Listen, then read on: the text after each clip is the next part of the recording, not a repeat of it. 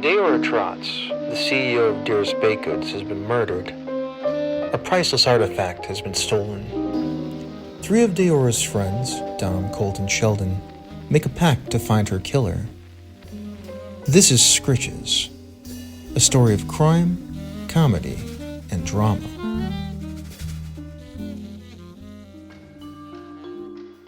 Last time on Skritches, Sheldon finished the fight with Jack in a brutal fashion while Colt learns that Kitty Whitemane is a killer.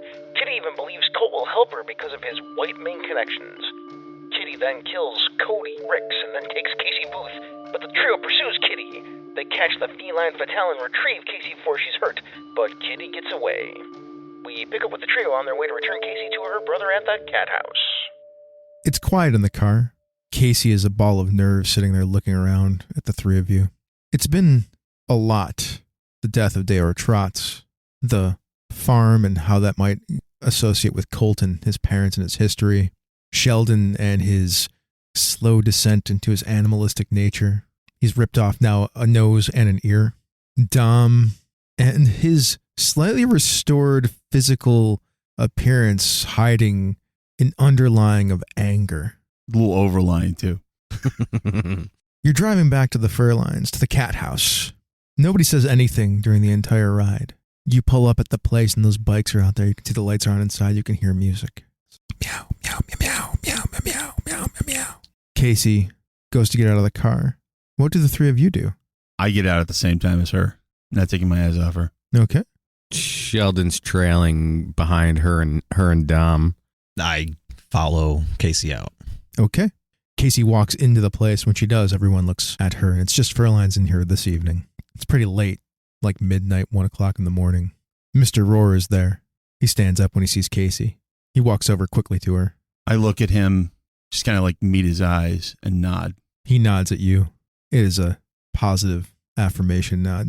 Yeah, it is. You can see in his eyes there's a large thank you in them. A lot of gratitude there. And he hugs his sister.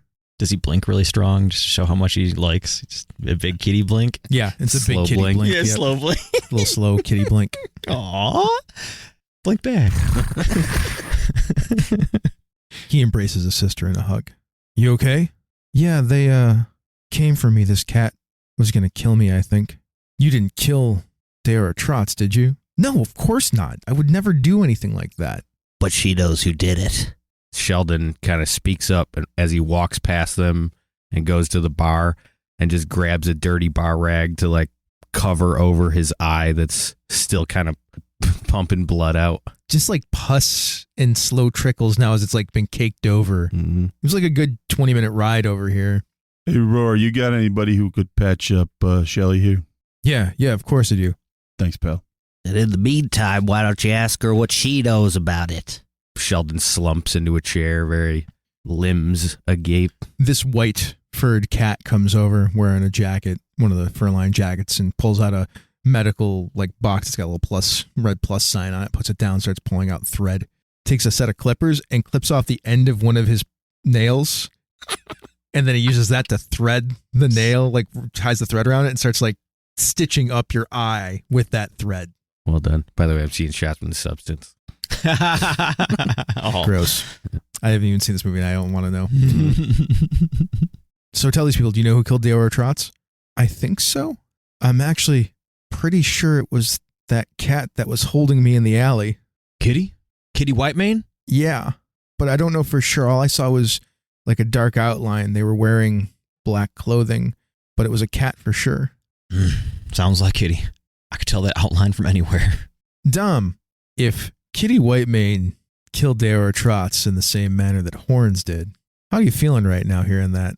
Also, it doesn't make sense. Kitty Whitemane would have been 17 when your brother died. But still, those murders have been going on for a couple of years at that point. Like a year and a half, yeah. So yeah, it would be, I don't know, something don't add up about that. I don't know if we have a murderous prodigy here or what, but We know she's a killer.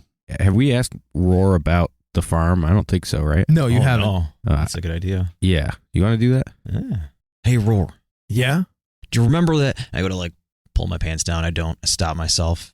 So you remember that tattoo on my body? How could I forget? All right. Everybody looks around and is like, yeah, we can't forget that. But you can't forget that white horse ass. I've changed. All right. I've learned. Anyways, we've been doing some investigating. Uh-huh. Have you ever heard of the farm? No, never heard of the farm. Nothing. What's the farm? The farm is everywhere. Their hands, like tentacles, all around this city. Okay. I was just really hoping you knew something about that. Sorry. No idea what the farm is. Well, dang it. I'll never find my mama. Even if Kitty White Mane ain't the killer, she's bad news. And she probably knows something about the farm. Yeah, absolutely. She's part of it. I think maybe we should pay her a visit. Agreed. So, the other thing that your sister knows about is where the human is. Where's the Malachite human, Miss Booth? I hid it? I have a friend, part of the Zuli family. He's going to fence it for me so I can get the money. His name's Mr. Varnus. Dom, you know Mr. Varnus. Mr. Varnus is a monitored lizard who works for the Zuli family. He often puts pressure on people in gambling dens and pushing public officials, getting dirt on them, bribing them. Also works as a pretty good middleman for moving high, expensive pieces of artwork and whatnot. He's the Weasley's boss, isn't he? He is the Weasley's upper, right? Yeah. He's kind of the consigliere to poor Chop McCullet. I got some bad news for you, Casey. Varnus is probably going to have you whacked. I'm getting that feeling. In fact, that might have been what tonight was all about. She pulls out a key. I don't see why I would do that, though, unless they were going to take this off of my dead body. The only way to get at the Malachite human, which is in a safety deposit box down at the central bank, is to have this key and another one. Varnus has the other one. Well, then that's probably the intention. May I hold that? She kind of pulls it back to her chest. There's more to this, though. Look, I told you where the Malachite human was, but there are other important, powerful people that know that I'm involved. I need to, not be in this town anymore. I need to go. I look at Roar. She's right, you know. Yeah, I know. I'm going to get her out of here tonight. Good. Should get her upstate, maybe to the Dogskill Mountains. Sounds like a good idea.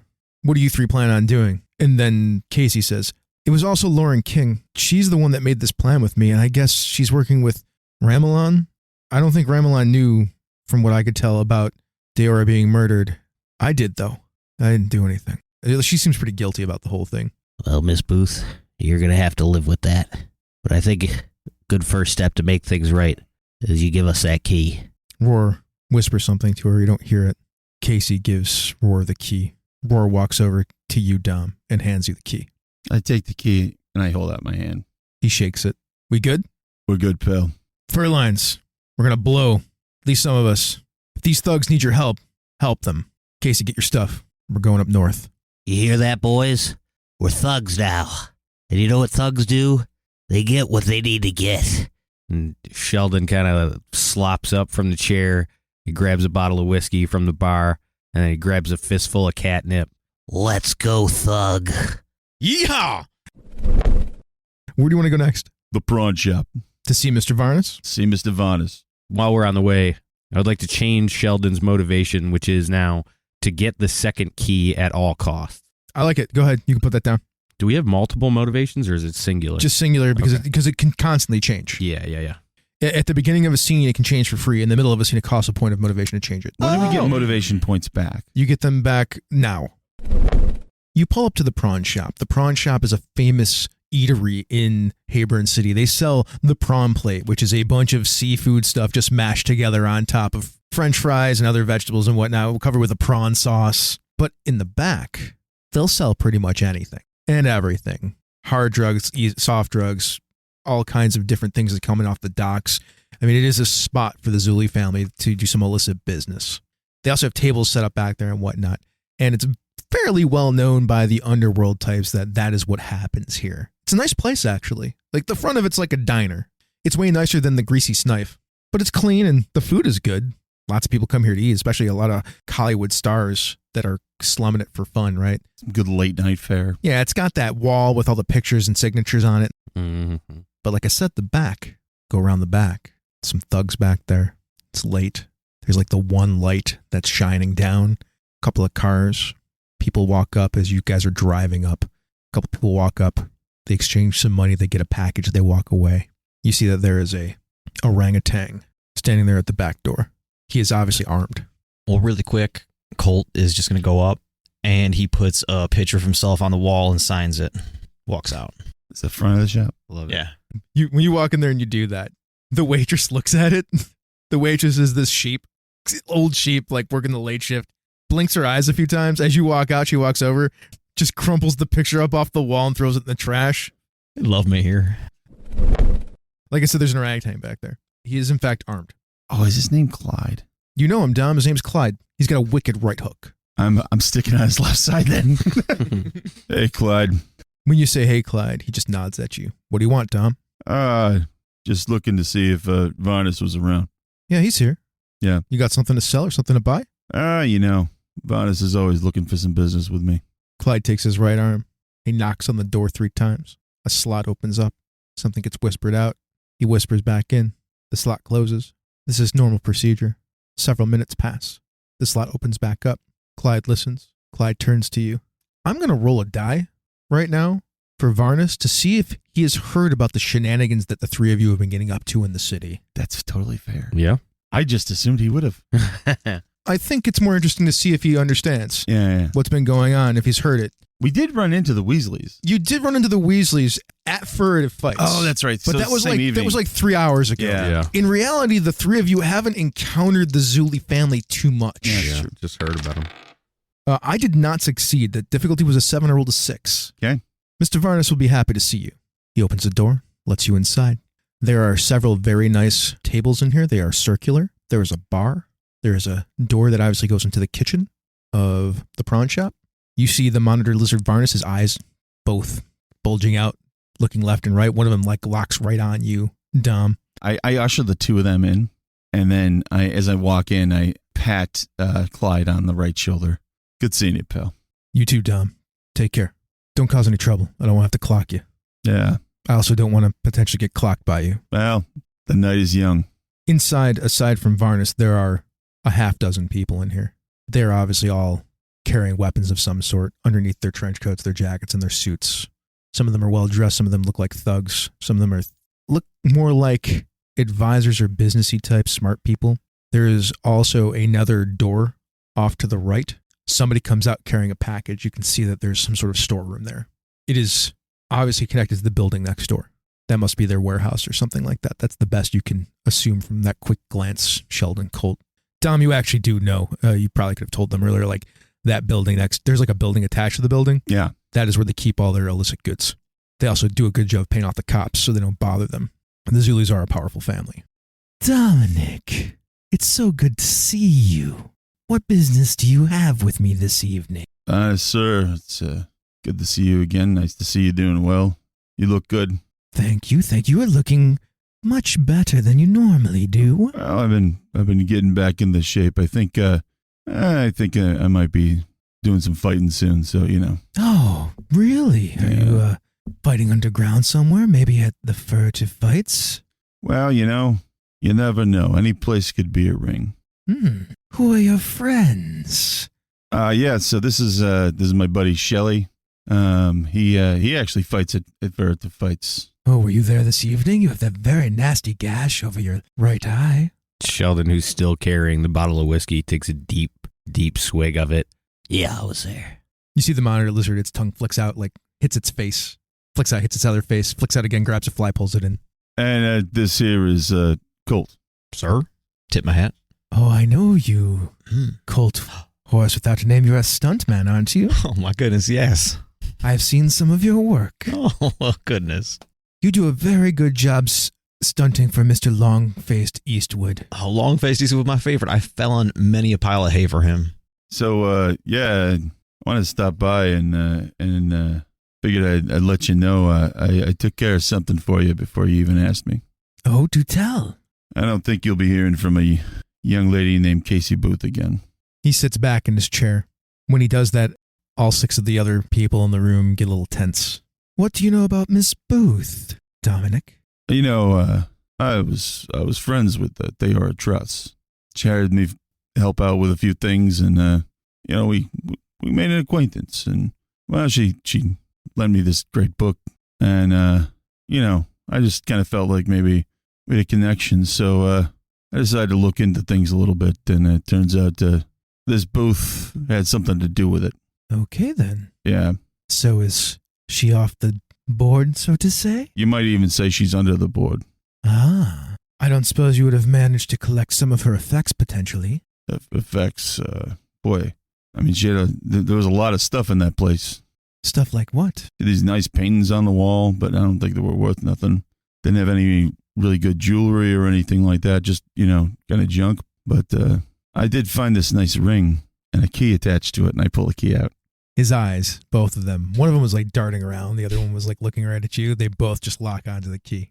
Very interesting, Dominic. Yeah.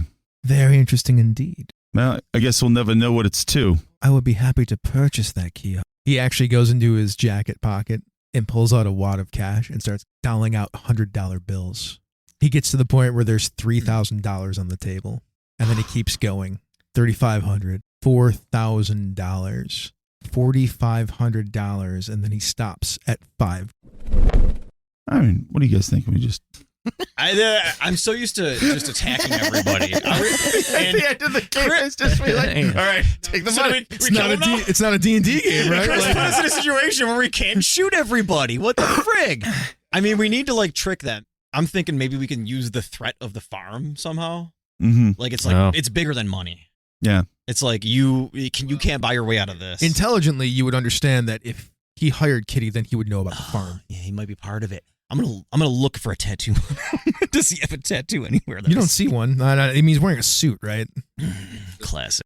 The other thing that I found in my notes that I was thinking of using against him is when we were in New York City, finding out that the Brennans were running the drugs in the cars and impeding on their territory. That like, I don't think that's worth like more than the Malachite human, but I feel like there's some schmoozing of like something like and I was like, could we? Pretty good bargaining chip. Could we try to like rope it in? Like, hey, we could say that you were in on this, and you're going to be with the Zulies. What's $1 million? What's $1 million to a business? Millions of bucks. Millions of bucks. Fair. So that's the thing. But to his business, which is also potentially millions of dollars. That's a good idea, though. I think that's a good. I think you just go on that lead. I think that's a good one. Yeah, I just don't know which way to attack it. Is it like because?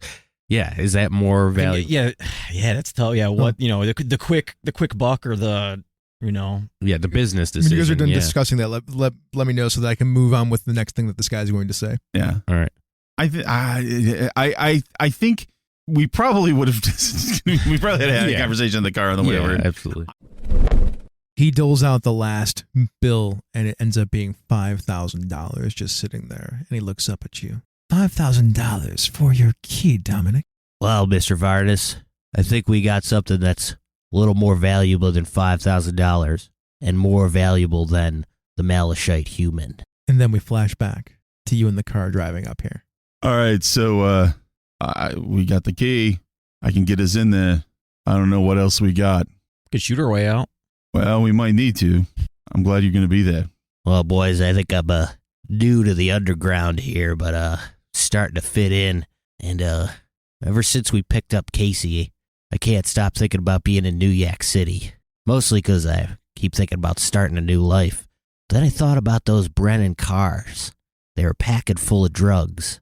And if Varnus is tied up with the Zulies, that might be some good intel for them. That's a long-term profit thing. That might be some good info. We cut back to inside the back room of the prawn shop. Go ahead and make a roll to read people. Sure. After saying that thing about the Malachite human. I have a specialty called reading people, so I'm going to roll 2 d10s. Is that correct? Mm-hmm. He is generally good about keeping a straight poker face. This is like his job. This is what he does. But you surprised him pretty badly, so he has a disadvantage tag in this situation, which means he drops his dice from a D10 to a D8. So he's going to roll 2 D8, though, because of his specialty. I got a 4. You got to beat a 4. 9er. That's a crit. I'm going to tell you a few things.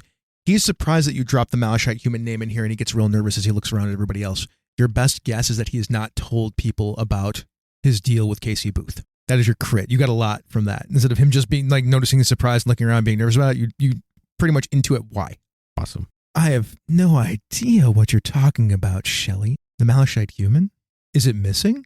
Sheldon kind of like peers around this area and like slides over a chair. Shelley's going to do a lot of slumping in these next couple scenes. And Sheldon slumps into a chair, and once he sits down, like scoots it 2 more scoots closer to Varnus, and then like leans back into the chair.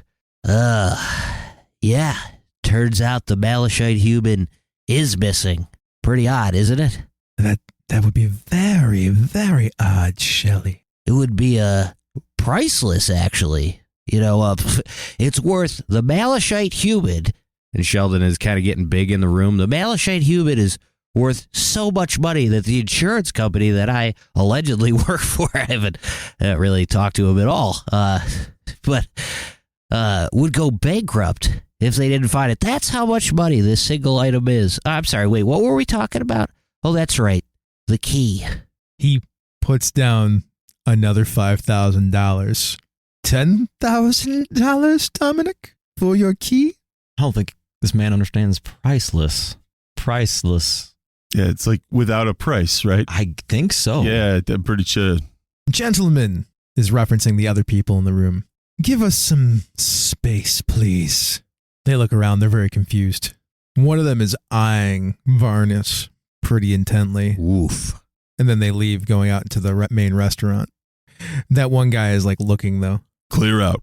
I'll do it. I'll do a frightening. Go ahead. Yeah. I like it. Cool. I'll roll his opposition, which is only a D8. You could probably crush this. I got a 3. I had a 10. Crushed. I will tell you that he was probably going to go say something to somebody higher up the food chain, but you scared him into not wanting to say anything to anyone because he doesn't want to die. So he leaves and never says anything to anyone. In fact, he stops being a thug and just retires from this business and goes and gets a real job. He just stopped speaking. He has a really nice life, has a couple of kids. It's really pleasant. Good for him. Good. Yeah, good job. Yeah. Solid factory worker. Nice. It's like the end of that one character in The Authority. Yeah. So you know about the Malachite human and you have the other key. Is Miss Booth dead, I assume? We're not talking about Miss Booth anymore. You know I had nothing to do with Miss Deora Trots' death. I don't know that.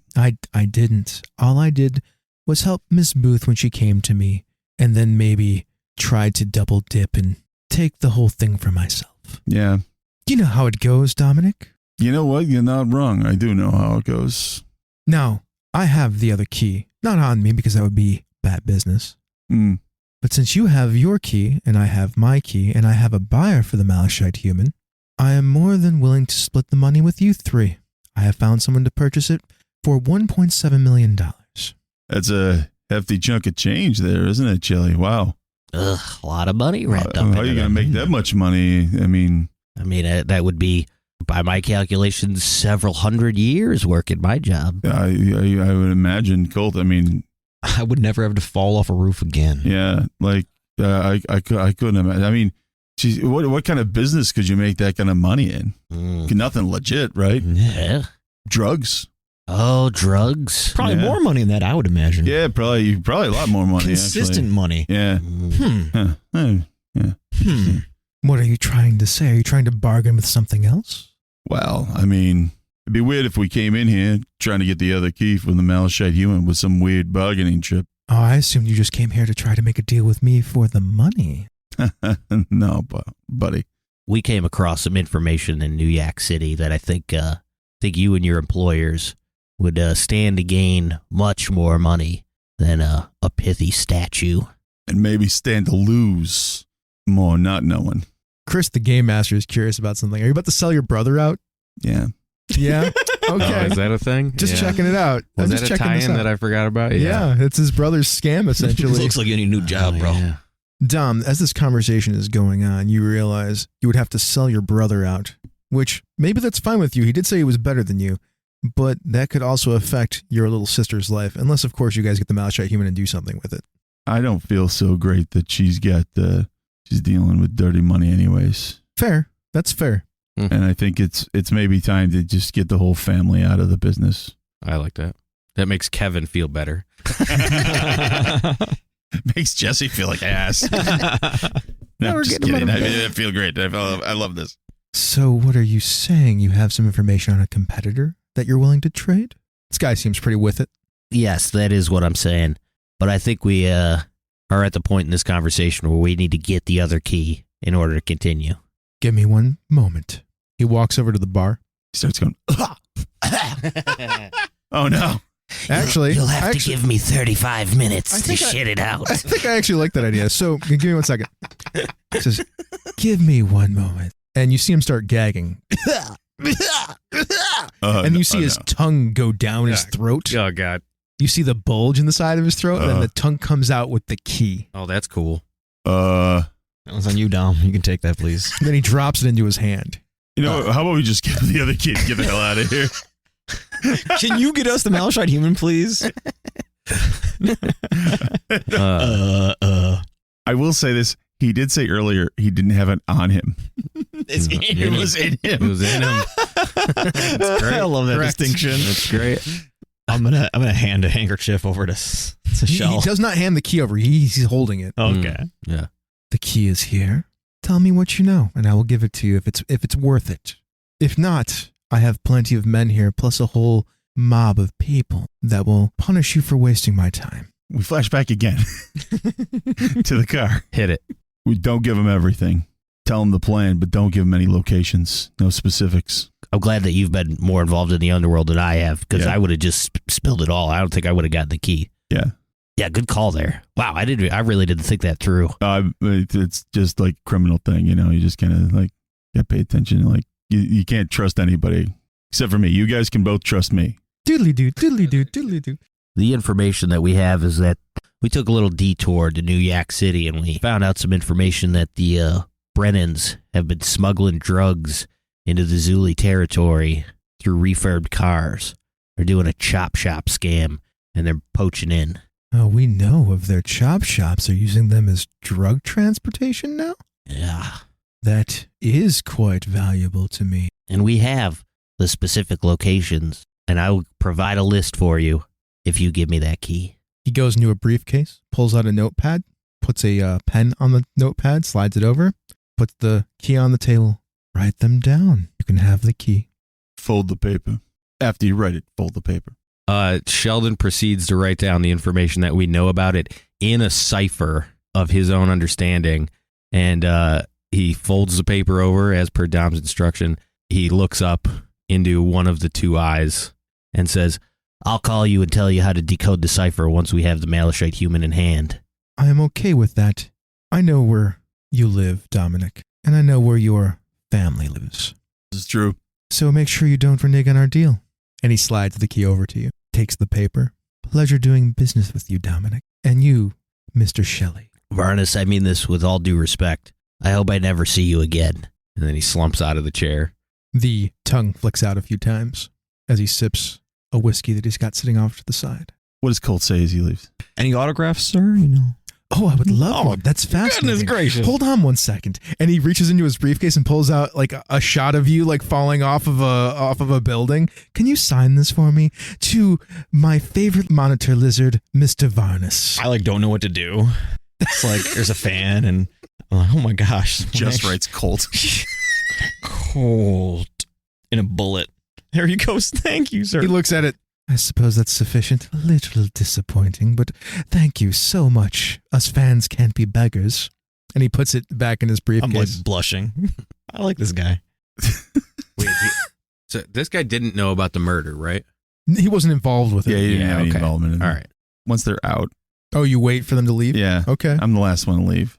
And as I'm about to go out the door, I stop and go, oh, yeah, and Mr. Varnus, I quit. Okay, you guys get into the car. Boys, I think we can't get to the safety deposit box until tomorrow, and I'm going to admit to you, gentlemen, right now, something I don't think I've admitted to anyone in my life. I'm quacking terrified. Thank you. I wasn't going to say anything, but If we could just go back, I don't care whose place, but all this farm and bad underground and stuff, I think we should stick together for the next little bit. I'd recommend not mine. It's a good call. I have a fine trailer with many seats. Motel room wouldn't be a bad deal. That too. Hate to spend money after turning down 10,000 whoppers, but Yeah, I could have used that. I wasted all my money on a waiter outfit. 1/3 of $1.7 million. That's $300 million. Don was great at math. That's gotta say. Sheldon, He makes the money look so much better. Sheldon just looks down. Like, We all could have used that money. I think we could find a cheap hotel, boys. Let's do it. We gotta knuckle up. You all get up, you walk out of your motel for the evening, partially well rested, your cups of coffee, styrofoam in your hands, sitting in the car, in the parking lot of the Lonely Beagle, and you head over to the Central Bill, the bank, where the Malachite human is held. As you pull out of the motel, another car pulls out, not that any of you see it, and starts following. You said we don't see it? Correct. Oh, man. I feel completely safe right now. Everything is fine. You arrive at the Central Bill in downtown Hayburn. It is a white building. There are duck statues on the outside of the founders, Billworth and Feathering. You enter. There are a number of people in here conducting their business for the day. What do you do? I'm going to hang by the door. I probably would have handed Sheldon my keys a long time ago. Oh, you can hand him now. You boys take care of this. I'm gonna keep an eye out. Let's try not to look like we're robbing the place, because we're not robbing the place. Oh, goodness. I cover my gun. Put my poncho over my gun. Yeah, The Meerkat security guard standing by the door looks up at you. Are you robbing the place? No, sir, we are not. I think what we distinctly said is that we're not robbing the place. Yeah. Oh, I'm sorry. I just heard robbing the place. Here, I have a note. I'll slip this to it. It says we're not robbing the place. This is not a robbery. I don't know what to do with that. I'd like to take some money out. The Meerkat takes it, looks at it. Okay, it's not a robbery. Yeah, so we're fine. Okay, we're fine. Yeah. You realize this Meerkat's like 80 years old. It's got like glasses on. We're actually very inconspicuous right now. You wouldn't know that, sir. I just don't want any trouble. I'm supposed to retire in 2 days. Well, we'll make sure you get to that retirement. Hopefully not in a box. No, sir. You got a cake coming for you and a gold watch, probably.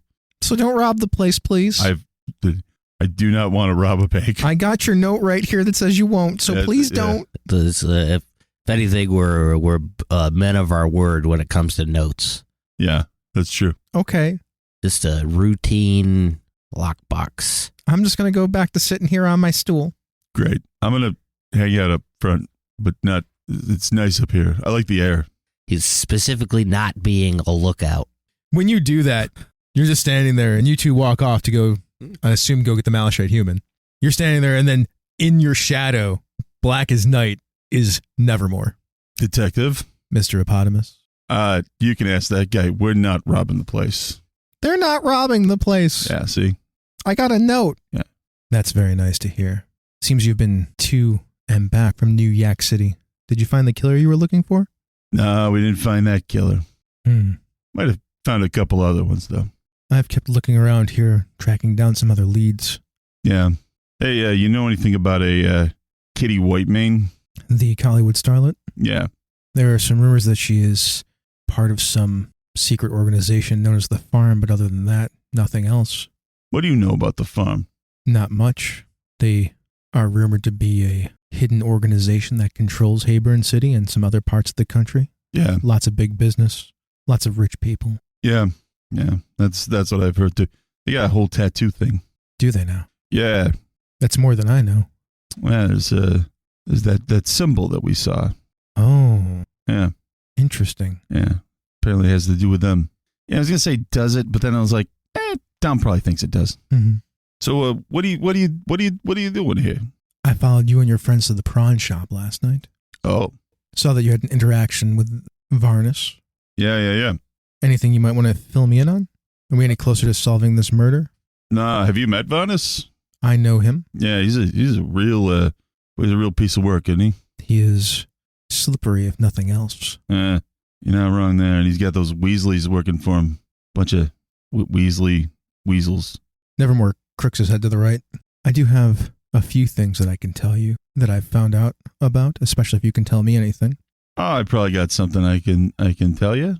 It looks to me that Lauren King may have had something to do with the death of Deora Trots. Yeah, we kind of thought so too.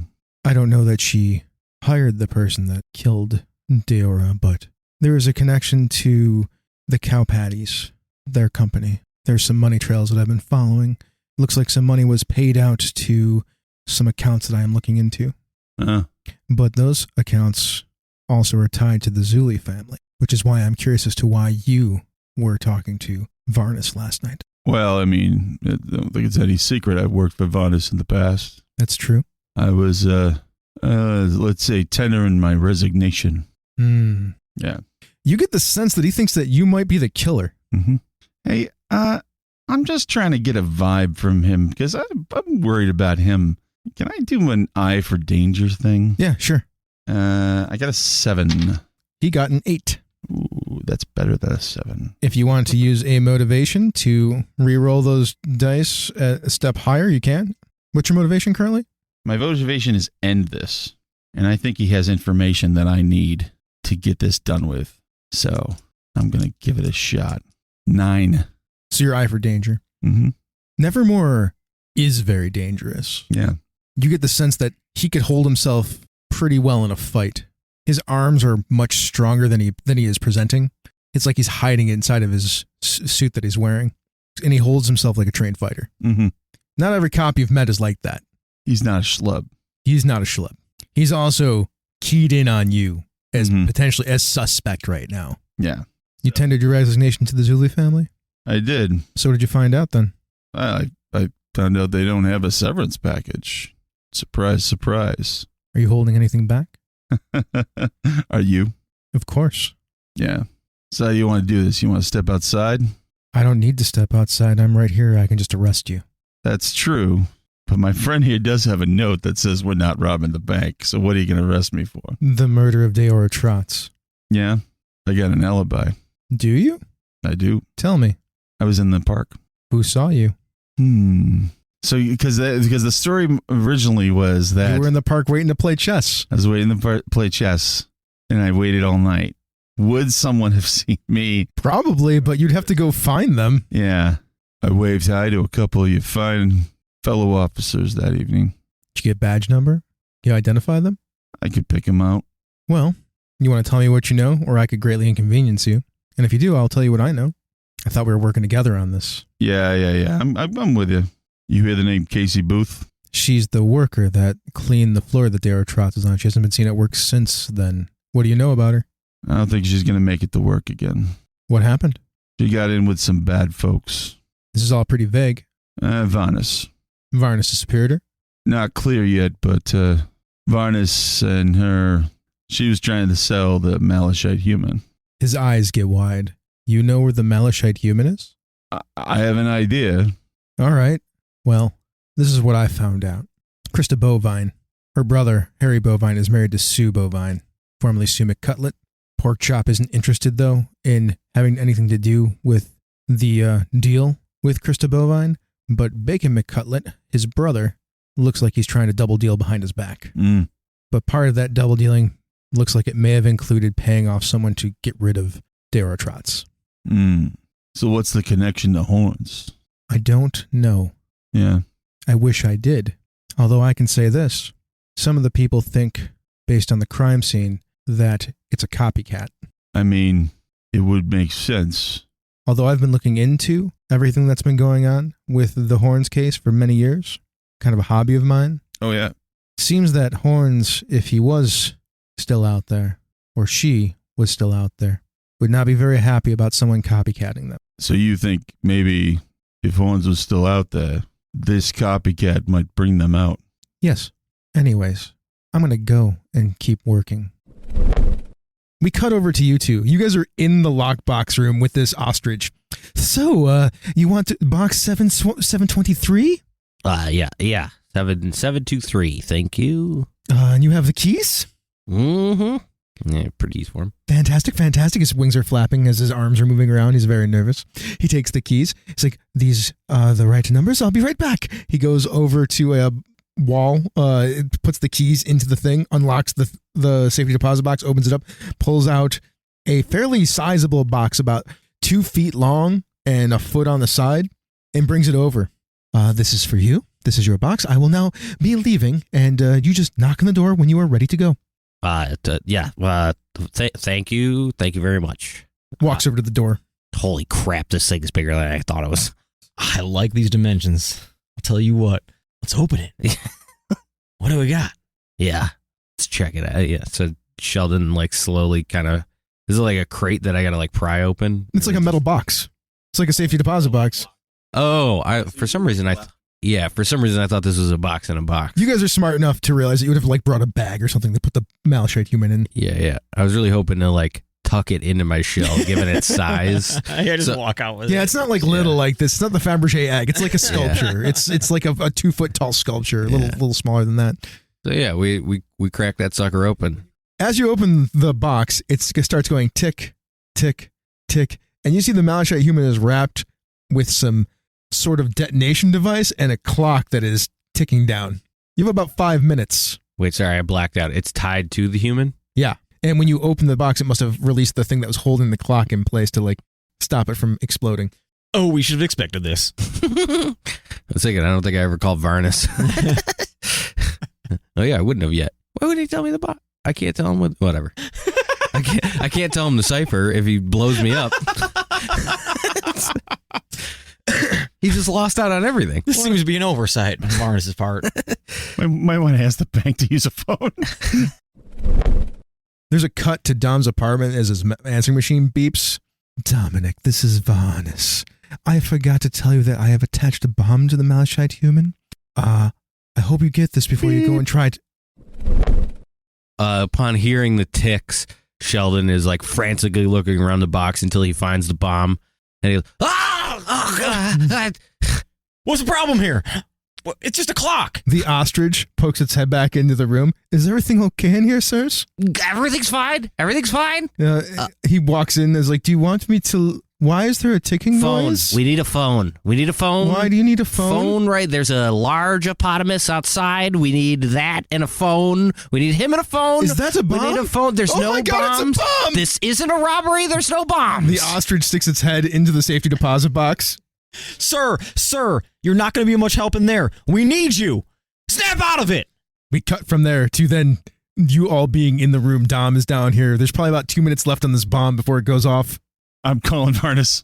Yeah, it's like, you call Varnus. Me and Colt are going to try to figure this out. I thought you were just going to hit the clock with the phone. What the? You're calling Varnus. It just keeps ringing. He's probably sleeping. Ring, ring. All right, I'm gonna call the prawn shop. It's breakfast time. They're not open for breakfast. They don't serve garbage plates for breakfast. I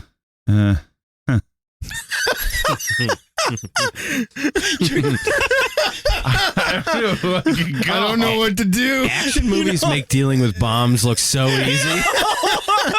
Anyway, there we go. so Dom is trying to call hold on, whoever they can call. What do are you you two got? doing?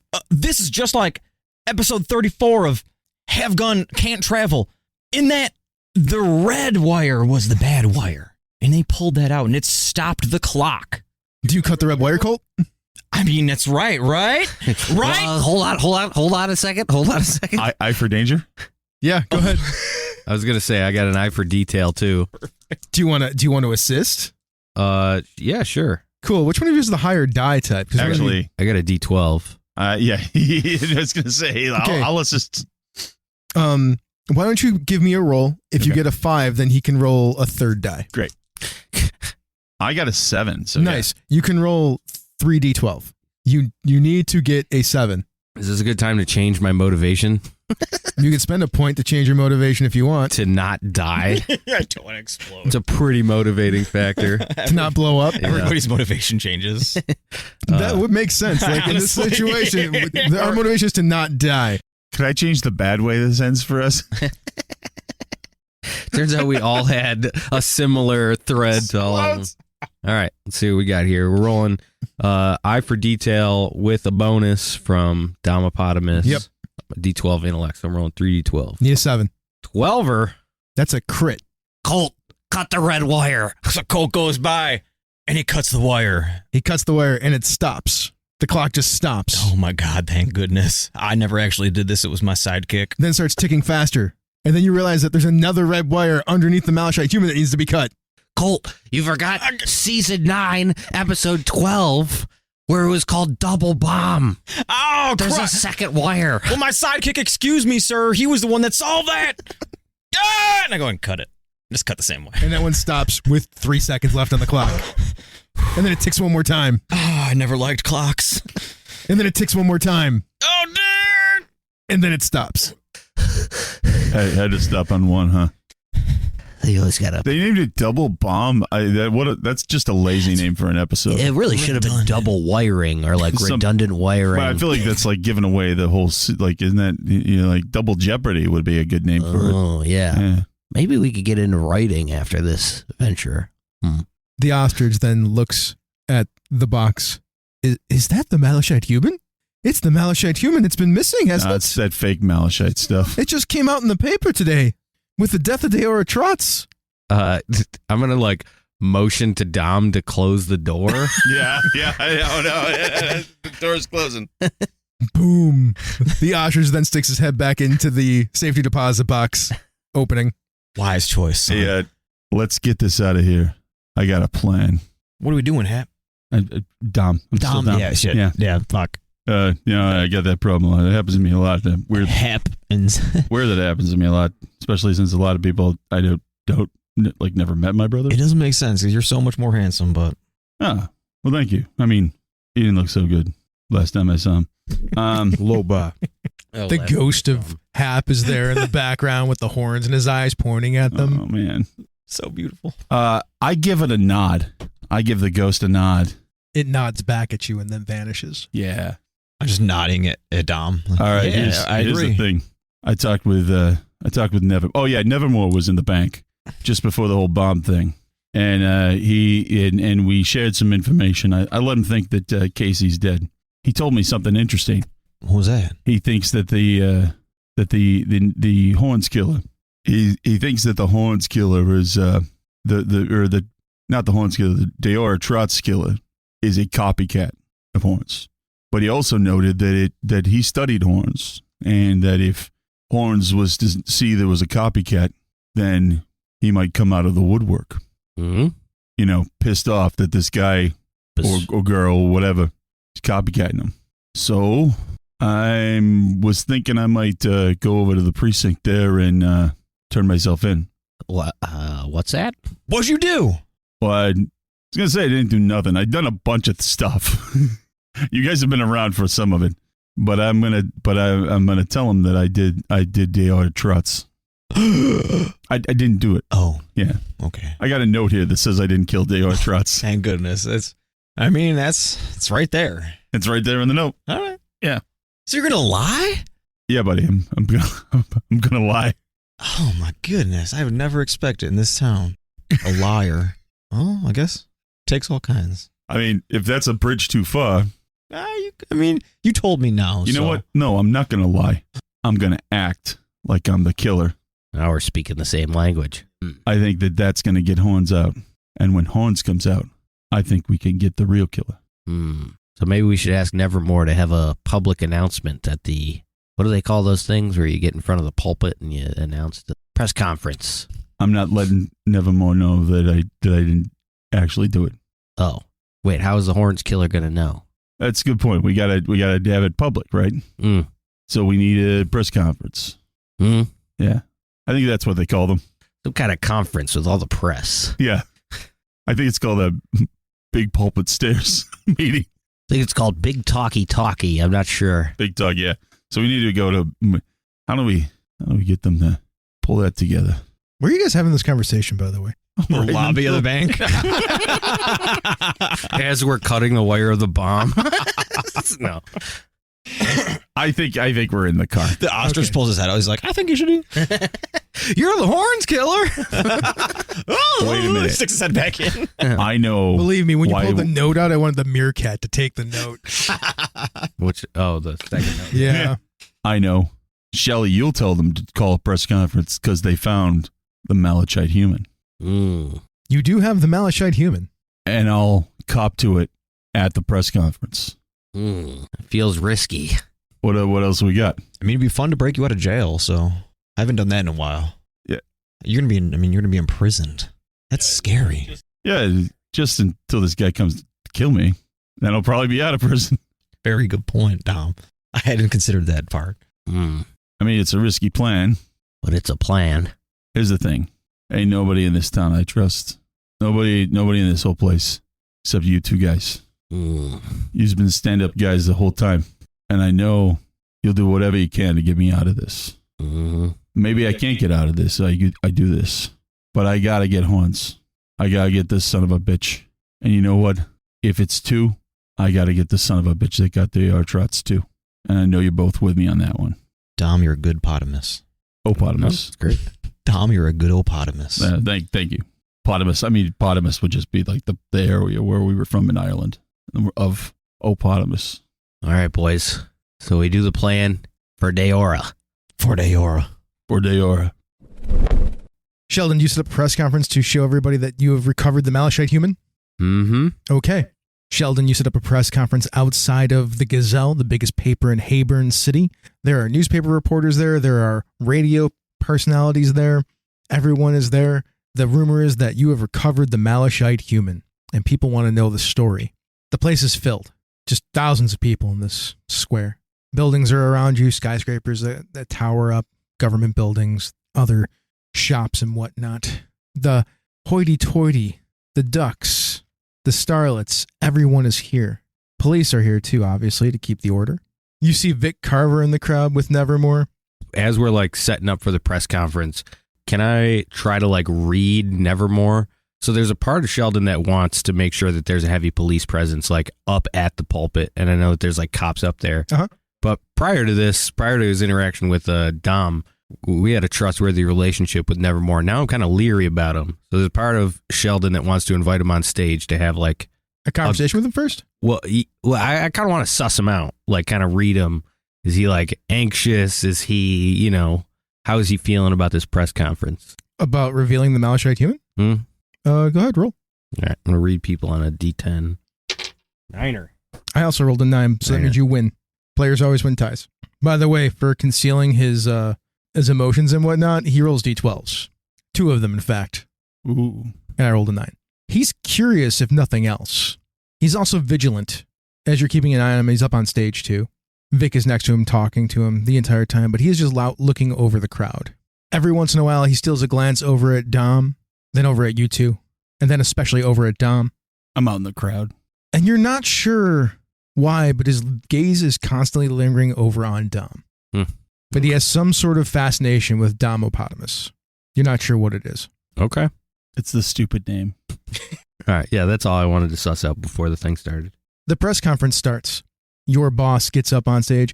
And through the tireless efforts of one of our best and brightest and most decorated insurance adjusters, Sheldon Astronomus Turtle from the Gecko Insurance Company, we have managed to recover the Malachite human. And then he pulls it out and shows it. And people are like clapping all across the whole place. Everybody's surprised to see it, and they're like very excited. Sheldon, if you wouldn't mind coming and telling... Hey, I got something to say. And I start walking up towards the podium. I kind of like shove him out of the way. The police officers all like look at you strangely for a hot second. And one of them even walks up and gets in your way because that's what police officers do. Yeah, I give Nevermore a wink. Nevermore raises his hand and to signal to the cop to let you through, and they do. All right, I walk up to the podium. Hi, everybody. There's a lot more people up here than I thought there would be. Who the hell are you? I'm Dom. Hi. Who gives a shit? Somebody throws a podium. yeah. Sorry. It's the podium. I Get on with it! just wanted to say that, All these dumb cops here and all these dumb detectives and everything can't figure nothing out because I'm here to admit something. A few days ago, I killed Deora Trots. Can you believe it? A dummy like me, and all I had to do was act like I was that dumb horns guy. What a moron. Nevermore walks up. You're under arrest for the murder of Deora Trots and handcuffs you. Oh, what a surprise. Look, they figured it out, everybody. I pull my gun. I'm like, no! Dom, no! Firearm! Civilian with a firearm! Everybody draw! Everybody draws a gun and points it at you. Sheriff! Oh, I put my gun down. Oh, it's my best friend. I can't believe it, Dom. We've grown so close over the days. Yeah. Oh my God, it's only been days. Yeah, it's only been days. It turns out I've been evil the whole time. Wow. Yep. Take him away. They take you away. I let them, obviously. Yeah. I mean, it's probably a good idea. I know you're a big guy, but they're also a bunch of police officers. Oh, and I'm yelling like how like the horns are like a loser and like Hell yeah. he couldn't have got away with this the way I did and stuff like that. I'm playing that up. Yep. Love it. The papers the next day, the headlines are Dom Opotamus murders Deora Trots. And then over the next days, people delve into your life like reporters and whatnot. Oh no. Unintended consequences. They drag your sister's name into the paper. They drag your brother's names into the paper. There's an article about your mom. Brutal. They start pinning potentially other Horns murders on you, saying that you are the Horns killer. Oh. It's getting sketchy, but you're in prison for a couple of days. Yeah. We'll get to some of that. Prison or jail? Jail. Jail. They put you in the holding cell. Yeah. You get arraigned in a couple of days, but we'll get to that in a second. We open on a scene with Colt and Sheldon. There are two uniformed police officers. One of them is a bull. The other one is a pigeon. These are the two police officers that Dom described you as seeing him and Dom having a conversation with them in the park the night that Deora was murdered. What do you say to them? Hey, son. That's all I got. You say that to the bull or to the pigeon? The pigeon. Excuse me, son. She turns around and looks at you. Excuse me, daughter. Can I help you, sir? And what do you want? Says the bull. There's something fishy about that Horns murder and Deora Trots murder, right? You guys, you know Dom didn't do it, right? He directed us right to you. The pigeon looks at you and then looks over at you, Sheldon, and then looks down a little bit ashamed and then looks like they're about to say something when the bull says, "Don't do it, Dorothy. You know what the boss told us. Didn't see him at all that night." That's what she says. Could the pigeon's last name be Cooper? Dorothy Cooper? Sure. I like Coop. That's good. When Sheldon hears the bull say that, would he realize that that's not Nevermore that they're referencing? Yeah, he's referencing somebody higher up the chain. Your best assumption is that, without even having to make a roll, is that someone higher up the food chain wants this case to be cleaner than it could be. Obviously, somebody knows these two have already said something, and they said, "Don't say anything."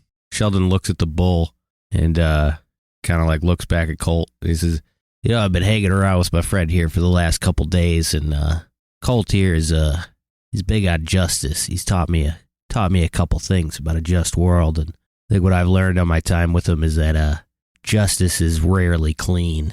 I think you guys are somebody's looking for a clean answer, but there aren't any clean answers here in Hayburn. I think the truth has to get out." Oh, are you trying to convince one or both of them? Yeah. Give me a presence roll. Read people or read a room apply to that? I'm like kind of feeling them out. I'm trying to tug at heartstrings. I'm trying to see which way I can I get help in. him with Southern Charm at all? Ooh. I got and you're the presence. justice guy. Yeah. I think read people will help you, and if he wants to assist, if Colt wants to assist, he can also make a roll, but you have to tell me what you say first before it actually helps. Does Colt have the higher die? I have a D8 in presence. That's funny. You pretty much got what I was thinking. You nailed it. I was just like convenient. Yeah, justice isn't convenient. Come on, Dal. You can trust us. You should listen to the turtle, miss. Why should I do that? I got little ones at home. I need this job. Because he's one of the few people in this city looking for justice to make this city somewhere safe for your little ones. Go ahead, make a roll. The difficulty's a 5. Not you. This is to see if you get the extra die. Oh. So this is Colt making the roll to see if the difficulty's a 5. 2 D8s for charm? Yep. 6. Nice. That softens her up. I'm going 3d10 then? Yeah. Yeah, boy. The difficulty for you is against her opposed roll, which I have to roll for her. Got a 5er. She's only got a D10. I only got a 2. I feel like I still celebrate wins, even though I've come to learn that losses are just as good for story. But I'm still such a power gamer that I'm like, I won! Crunch. Yes. Winning feels good. Yeah. It does. The pigeon looks at you both. The pigeon then looks at the bull. She says, "I'm sorry, I can't help," and she walks away. Later, she knows who the two of you are at this point because of everything that's happened with Dom. Yeah. The story has come out. We brought back the Balustrade human. Yep, you're not exactly unknown at this point. Mm-hmm. There's a knock on your door, Sheldon. Sheldon's head snaps over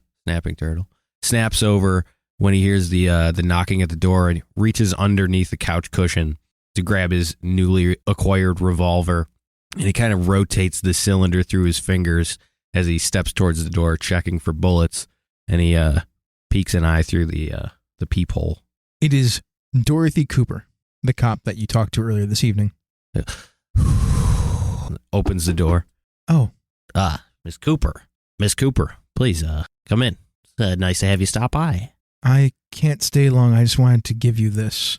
She hands you a written account of her seeing Dom the evening of Deora's murder, signed by her and dated. I don't think I can stay in Hayburn after this. I didn't take this job just for the paycheck. I wanted to do something good.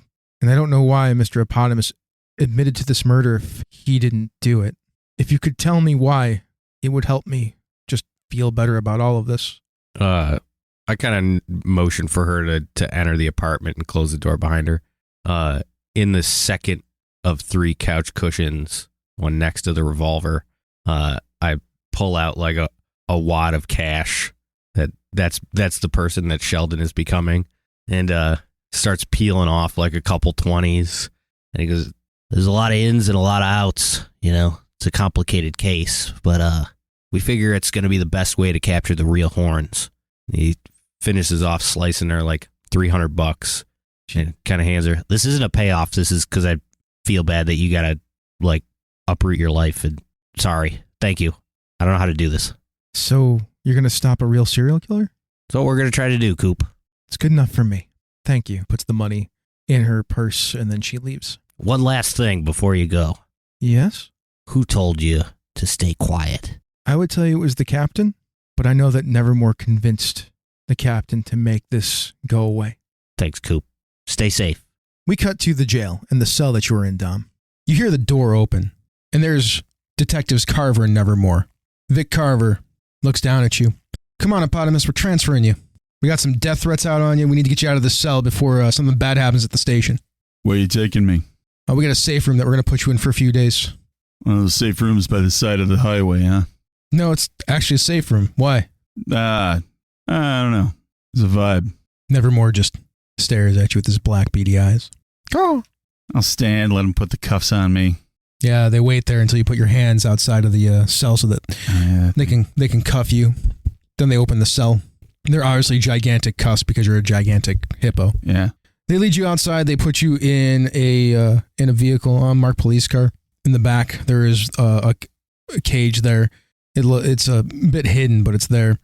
Carver gets in the passenger seat. Nevermore gets in the driver's seat, and they start driving. Eventually, you see Vic Carver pull out his gun and put it against Nevermore's side and says, "All right, Nevermore, take us down to the docks." Nevermore looks over at Carver. What? Yeah, down to the docks. Yeah, see, that's kind of what I was kind of figuring. I've been looking to pick up a new pair of shoes anyways. This was Skritches. Your game master was Christopher Sniezak. Dom Eponymous was played by Jesse Edmond, also known as Doc Palindrome. Sheldon was played by Kevin Minorczyk, and Colt was played by Jayson Kleinfelder. Skritches is a misdirected Mark Plays production. If you're looking for more actual play shows like this, or just gaming advice shows, check out the Polygamers Podcast Network at polygamero.us. Thank you for listening to Skritches.